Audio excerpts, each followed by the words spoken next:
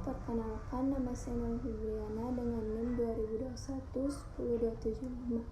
Nah, pada kesempatan kali ini saya akan menjelaskan tentang bagaimana produk layanan pada bank. Nah, pertanyaan yang pertama, apa yang dimaksud penghimpun dana bank syariah? Nah, yang perlu teman-teman ketahui bahwa penghimpun dana pada bank syariah mengacu pada proses pengumpulan dana dari berbagai sumber seperti tabungan, deposito, atau investasi yang dilakukan sesuai dengan prinsip-prinsip syariah.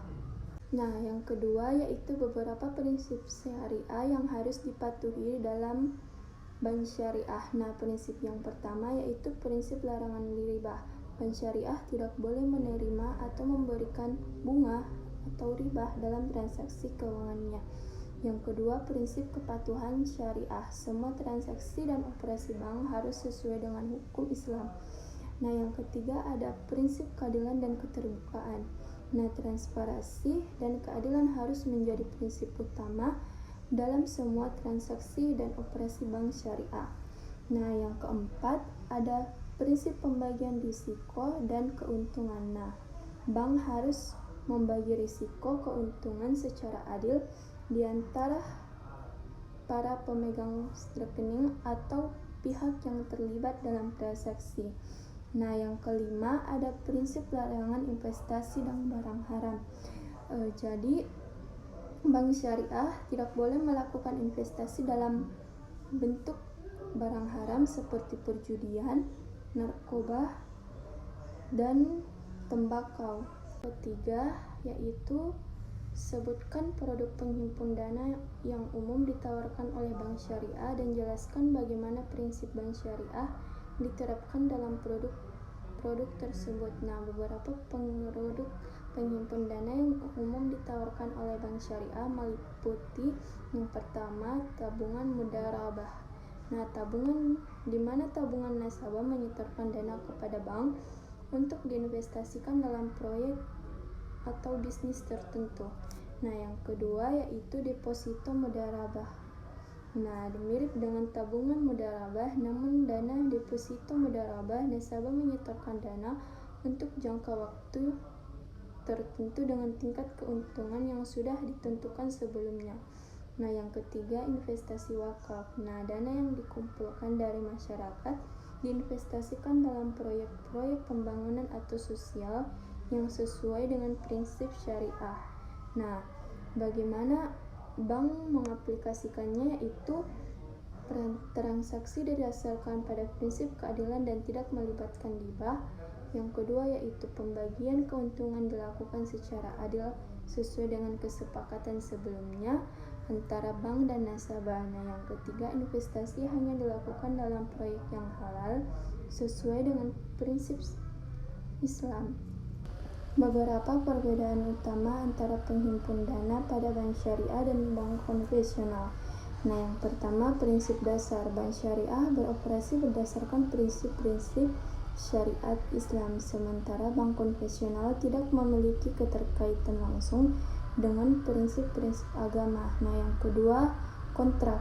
Nah, yang dimaksud yaitu transaksi bank di bank syariah didasarkan pada kontrak-kontrak syariah seperti mudharabah, musyarakah, dan murabahah. Nah, sementara bank konvensional menggunakan instrumen keuangan konvensional seperti pinjaman dan bunga.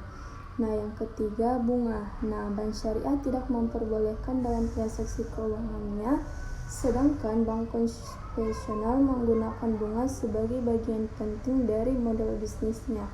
Nah, yang keempat, pembagian keuntungan dan risiko. Nah, di bank syariah, keuntungan dan risiko secara adil antara bank dan nasabah, sedangkan di bank konvensional keuntungan lebih cenderung menjadi milik bank, sementara risiko lebih ditanggung oleh nasabah. Nah, yang kelima, tujuan investasi.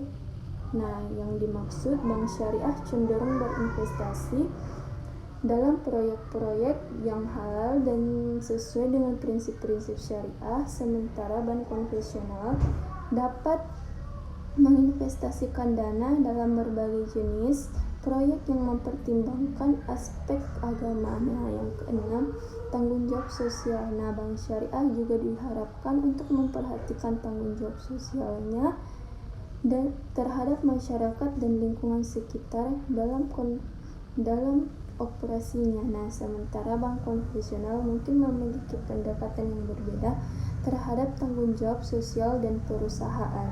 Faktor yang mempengaruhi keberhasilan strategi penghitung dana dari bank syariah. Nah, yang pertama, kepuasan nasabah, pelayanan yang baik dan produk-produk yang sesuai dengan kebutuhan nasabah dapat meningkatkan kepuasan terhadap nasabah.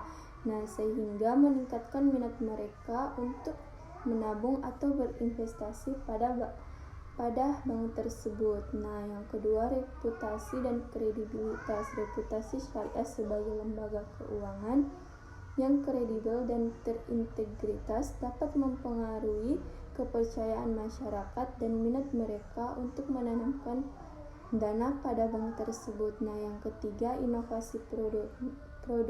Nah, pengembangan produk-produk yang inovatif yang sesuai dengan prinsip syariah dapat meningkatkan daya tarik bank syariah bagi para nasabah. Nah, yang keempat, ketersediaan akses. Nah, ketersediaan cabang atau layanan perbankan yang mudah diakses oleh masyarakat dapat mempengaruhi keberhasilan penghimpun dana bank syariah. Nah, yang kelima, ada pendidikan dan kesadaran masyarakat.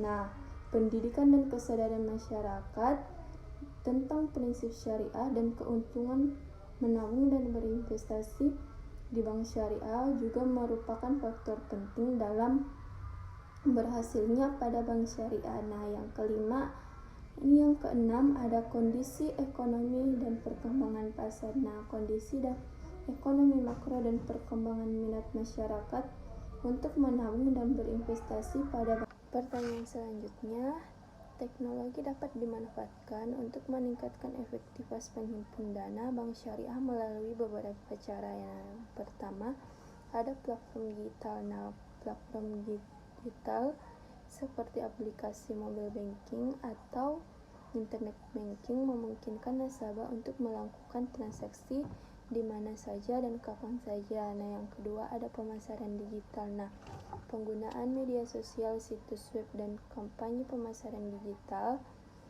lainnya dapat membantu bank syariah untuk mencapai lebih banyak nasabah potensial dan meningkatkan kesadaran masyarakat tentang produk-produk yang ditawarkan dan juga layanan lainnya. Nah, yang ketiga adalah analisis data. Nah, teknologi data dapat membantu bank syariah untuk memahami lebih banyak preferensi dan perilaku nasabah, sehingga dapat mengembangkan produk-produk yang sesuai dengan kebutuhan nasabah. Nah, yang keempat ada keamanan dan perlindungan data. Nah, penggunaan teknologi keamanan informasi yang canggih adalah untuk memastikan kepercayaan dan keamanan nasabah dalam melakukan transaksi perbankan online. Beberapa risiko yang terkait dengan penghimpun dana bank syariah. Yang pertama itu ada risiko kredit. Nah, risiko kredit